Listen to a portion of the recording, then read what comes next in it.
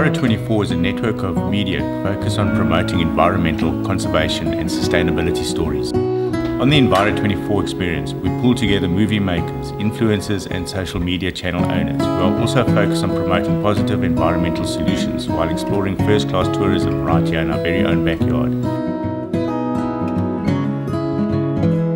This week we bring you the recently revamped Leopard Trail, the Baviaans World Heritage Site in the Eastern Cape, and then we look at an opportunity for you to get a full sponsorship for skills development in the oceans conservation industry with Oceans Alive Conservation Trust. Then, keeping with skills development, we show you what a grassroots level organisation in Motherwell is doing to help youth understand food production and security. We then move over to a bittersweet story of how the lives of some animals that were and still are trapped in the Ukraine war have found a new home right here in the Eastern Cape. Then, getting our feet wet, we visit yet another one of our World Heritage Sites right here in Algoa Bay, which is a recognition given to us by the World Cetacean Alliance, the world's 5th whale heritage site. For this next show, you'll need to consider your fitness level and get out those old hiking boots as we head on to the recently revamped Leopard Trail in the scenic Baviaans of the Eastern Cape.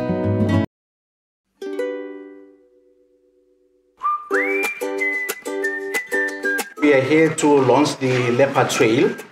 My name is bittersweet. I've seemingly assumed a new name, DDG. The Leopard Trail. The Leopard Trail. Leopard Trail. The Leopard Trail is a unique experience. A definite must when visiting the Baviaans Cliff. And just breathe in the fresh air. And surprising, it's been beautiful. What an amazing, experience. Sort of with the fynbos intermingling with the thicket, there's a lot of diversity. There's a lot of succulents and there's a lot of fynbos species, and it's only going to get more interesting as we continue. I expect some high climbing terrain, judging from what I see here, but I'm looking forward to see these spectacular Baviaans Cliff views.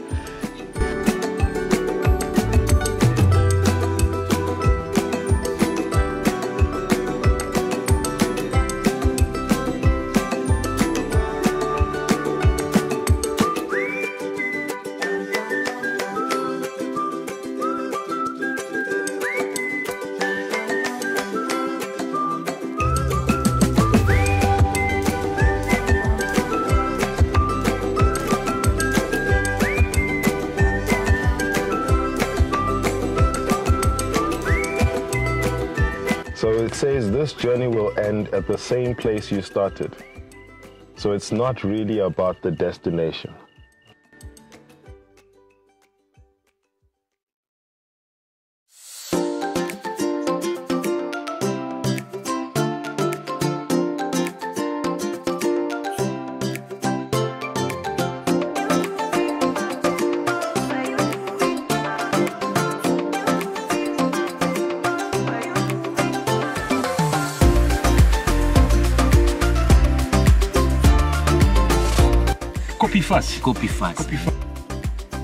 The story of the Leopard Trail is far more than just a great iconic hike. It was always a brainchild of three partners, our not-for-profit community trust, the Another Way Trust, the Eastern Cape Parks and Tourism Agency, and the local community.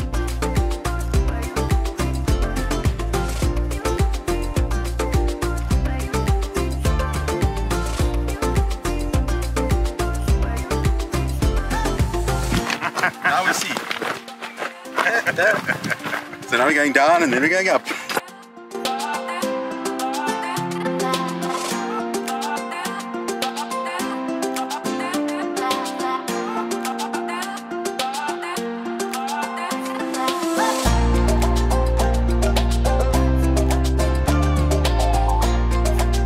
You're not just going to encounter the fynbos and the savannah that we've seen thus far, but you're going to encounter all of them meeting each other here.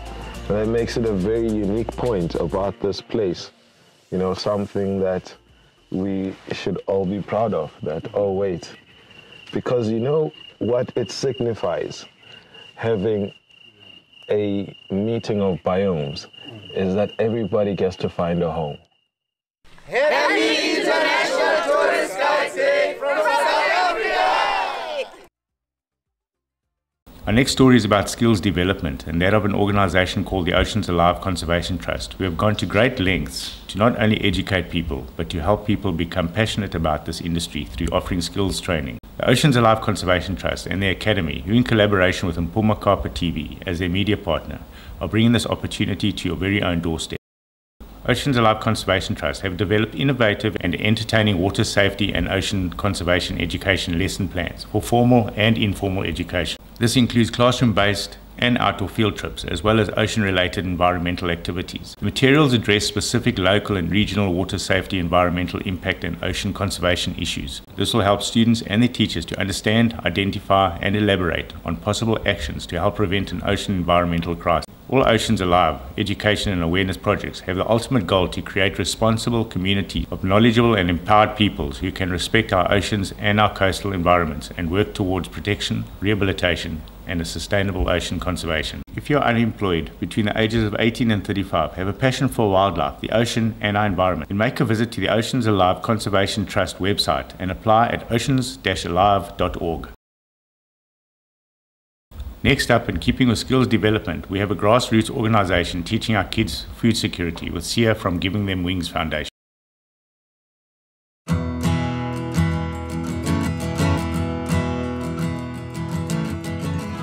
I am Sia Tsumpa, 33 years old, and I am the founder and CEO of the Giving Them Wings Foundation. We are a non-profit company that adopts schools in the township of the Nelson Mandela Metro, and we really are a grassroots organization that works with schools in environmental education. Schools are, for me, the go-to place to reach the wider communities. Kids will bring what they do in the schools back home. They'll talk about it with their parents. So for me, to do any kind of change, especially in our townships, you start with the kids and you start at the schools. We adopted the concept of green revolution. Hence, we decided that if we can work hand in glove with Giving Them Wings, we will be able to achieve our goals when it comes to contributing to the environment. And the rule here is you walk through the gate, you bring a plastic bottle. 1,000 kids bringing 1,000 bottles a day. We're talking a lot of plastic bottles. You will find learners bringing those bottles in huge plastics, meaning over the weekend they work tirelessly 24/7, and that contributes to a clean environment. They have taught us so much about what happens when plastic isn't recycled properly. It's important to take care on the environment because it belongs to all of us. Our school teaches us how to sort plastics and single-use bags so that they don't end up in the ocean. Recycling in the rural areas is something that we need a lot of education on. What it is that we are doing when we're recycling, but what it is that we are doing when we are not recycling. The more research I did on starting food gardens, I said, oh, you cannot really have a garden if you don't recycle. And you really can't recycle if you don't have a garden. Those two things work hand in hand. At our school, we regard Sia as our messiah. So they don't want to disappoint Sia. They have to come to school because they have the responsibility to water the garden, also to clean the garden, and also to do the sorting in the recycling. We will call the parents. We will give them what we have planted. At least they will be able to put something on the table at the end of the day. A lot of the kids in our schools, in particular our high schools, start food gardens and start recycling programs in their homes and in their immediate communities, which is always great. And it's so motivating because you see the lessons that you've imparted in them. We used to see the waste as rubbish. Now we know that waste is money. And my goal is for every single school in this area to have a recycling project and a food garden. That's a very big undertaking. This isn't work that you do to become famous. You just have to go in, wake up and do it. For Petco to come in and say, we've shortlisted you for these awards, means that we're doing something right. And we're doing something worthwhile, not only for the schools that we work with, but for the community at large. That's awesome.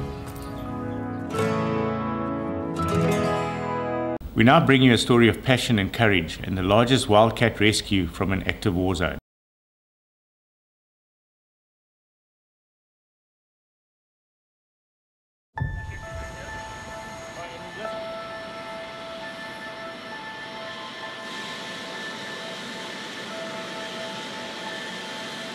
I was very excited when the cargo hold door opened.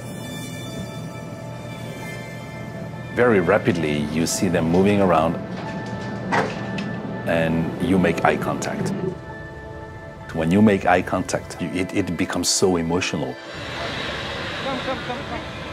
It's quite emotional, actually, because the stories that Lionel told us about them never feeling grass, being actually locked up in these type of cages, and also the sizes of these actual transportation cages. Well, in the Eastern Europe, any animal that's in a cage with a concrete floor with a roof over its head, I mean, that's not a life, you know. What inspired me to create Rewild the Planet is first a letter that I received from Warriors of Wildlife about those lions. And we discussed logistics and how we would get there and what we needed. They flew in a aircraft, diverted an aircraft from Milan to Kiev to pick myself, Anya, the rest of the team and the lions up. And then we flew on to Doha with the cats. And we were put onto a new passenger aircraft and then the flight onto South Africa.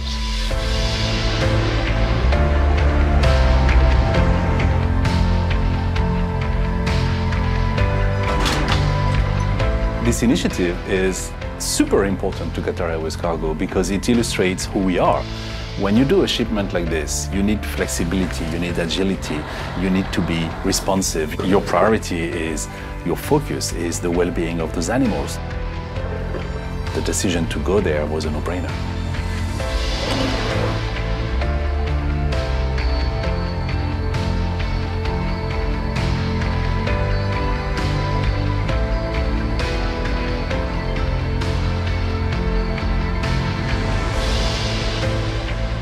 They arrived at Sambonga. We then offloaded each lion onto a pickup, drove it into the sanctuary, and then we put them into their night shelters. So all three, and just to see the two brothers and Nala reunite just after being split up for 3 days.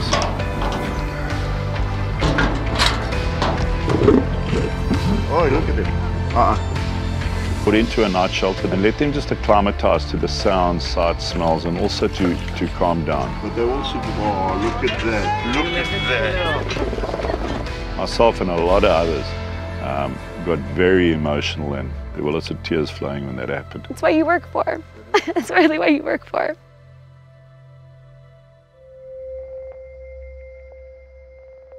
Okay, so that's the first steps ever on grass for these cats. They don't quite know what's happening. They've never experienced this. Oh, that's so cool, man. Letting them out this morning was like an experience I'll never forget it. Of course, we say rewilding, bringing the animals back. We know for a fact that these animals need care for the rest of their lives. So it's not that, you know, they're put into the wild and there's no aftercare anymore, because they can never live into the wild fully alone again. And that is why we like to bring them out, give them a more safe environment to live in, where they'll be free to do what they want to do. Roll around, lie in the sun, eat and do nothing, just like lions do in the wild.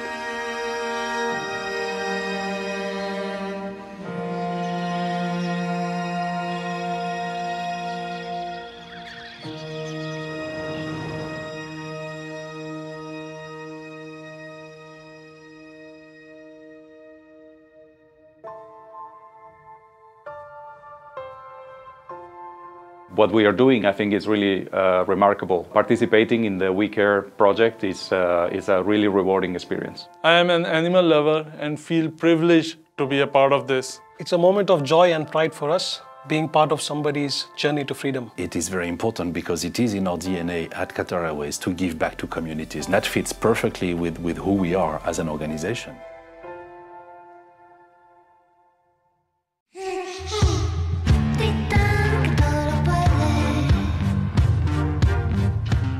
Not too far from the Khamtoos River lies an animal sanctuary with a difference. Continuing from our previous story, the Sambonga Sanctuary is home to Warriors of Wildlife.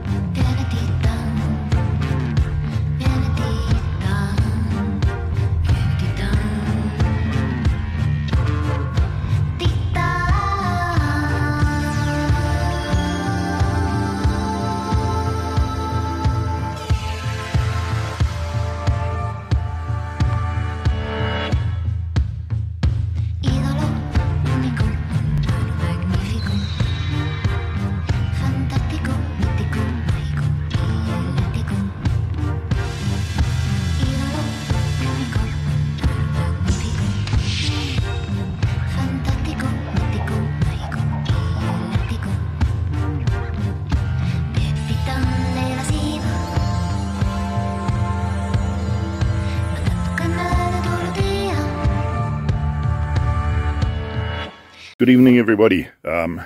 So just a quick hello and give you an update and a reminder. Today marks 1 year since the start of the war in Ukraine. Today is a year ago that I became a refugee. I don't know if many of you remember. I was in Ukraine to move Marsha, the bear, to Romania. And because of the outbreak of the war, it then became a rescue mission. And I had to evacuate or get out of Ukraine. So that happened a year ago, and the world changed that day and has made everything so much more difficult for everybody, especially our friends and my friends in Ukraine that have had to live through this. Anyway, in that time, I was able to get back into Ukraine 5 times. And in that time, we then moved Marsha, got her to Romania. We were able to rescue and relocate Mir, Simba, and the 9 lions from Odessa, who are they're all living good lives now. So we did quite a bit of work in that time. We took in a lot of aid. Every time we entered Ukraine, we took aid with us and distributed it to people in need and to people who were caring for animals. And we're about to do that again. So in a couple of weeks, I'll leave for Romania, pick up our newly acquired ambulance, fill it with aid, and then head down, as I said earlier, head down south into Kherson, where they desperately need help. So we want to take in a lot of stuff. We can only do this with your help. Our track record speaks for itself with the number of rescues we've done, going right back to 2014 when all this really started. So in that time we've rescued, just to give you a refresher, we've rescued 39 lions, a tiger, rescued, relocated, and helped with regards to medicines and sterilizations and building enclosures for 17 bears, quite a few wolves, and a monkey. And our work just continues. The number of wild animals still in need in Ukraine at the moment, we don't exactly know. But as I said earlier, we are still going in for the black leopard and the jaguar. We hope that they're still okay. So with your help, please could you help us fund the next few months. I'm going to be there indefinitely. Going to be living in the back of the ambulance in a sleeping bag, hopefully catch a shower occasionally in a city or a town. We won't be staying in the cities itself. We'll be moving around to the smaller villages and places where people really need help with their animals, and then also looking for, we know of a couple of private places that have wild animals, and we'll go in and check on them and see if they need help and if we can move them. So please keep an eye out for more news, and the link to our donation page will be with this post. So please, we really need help to get this done. So give up a cup of coffee tomorrow or a beer this weekend, and if a whole lot of you do that, we should be able to raise enough funds to be able to get this mission completed. And like I said, I'm going to be going over indefinitely. And that's it. Warriors of Wildlife have rescued countless animals from Ukraine to South Africa and continue to need support. Finally, we get to dive in the world's 5th World Heritage Site, right here in our very own Nelson Mandela Bay with Raggy Charters.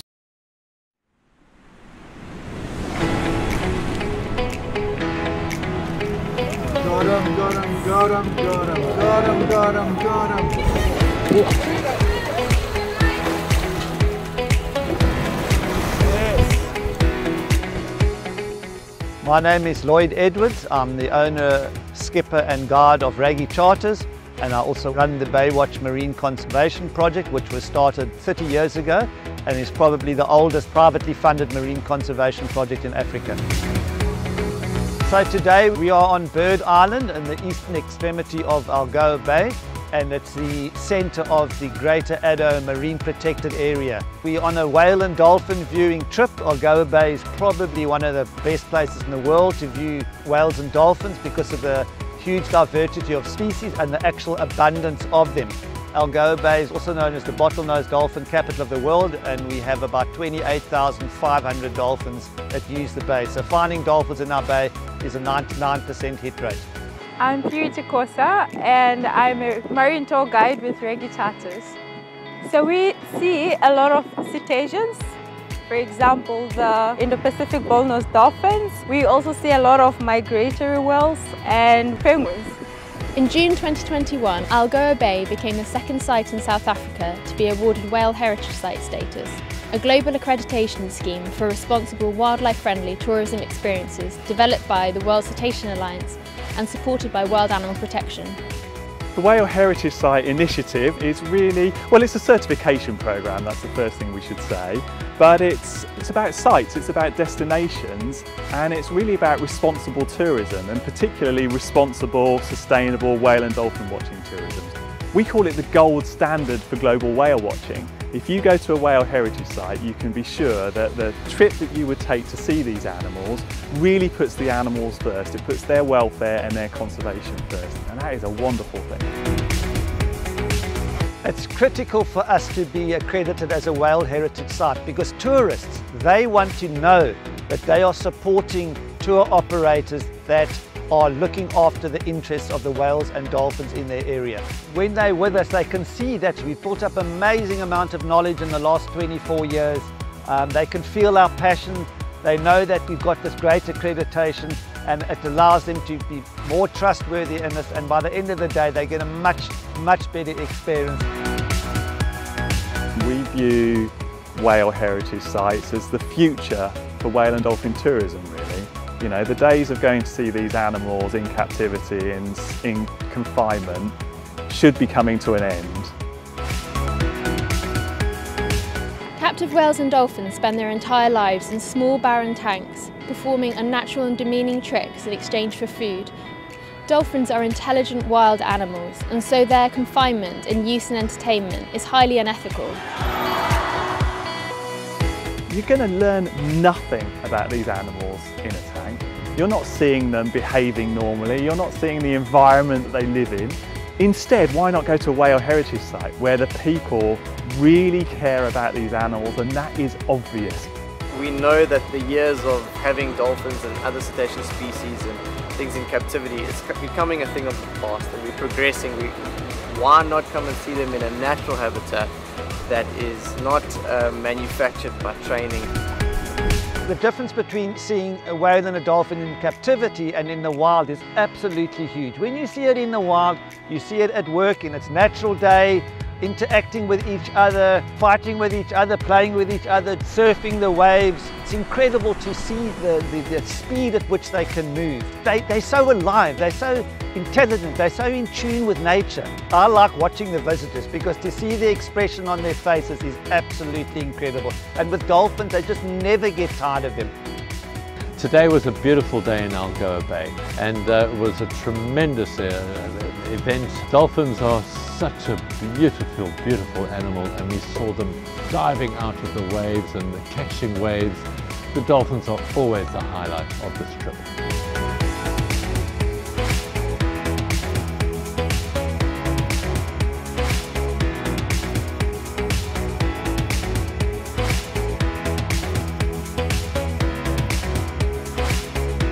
Thank you for watching, and be sure to meet us here next week as we show you some more exciting happenings right here in your very own backyard. Most of these stories need your support to carry on, so if one or more of them have captured your attention and you'd like to be part of their journey, simply reach out to them via their website and see how you can best further support their cause. If you would like to watch the show again, to retrieve any information, you can do so by finding us on YouTube or Facebook. And remember to give us a like and a share, because the more people who are aware of their immediate environment, the more we can start to have a positive impact on it.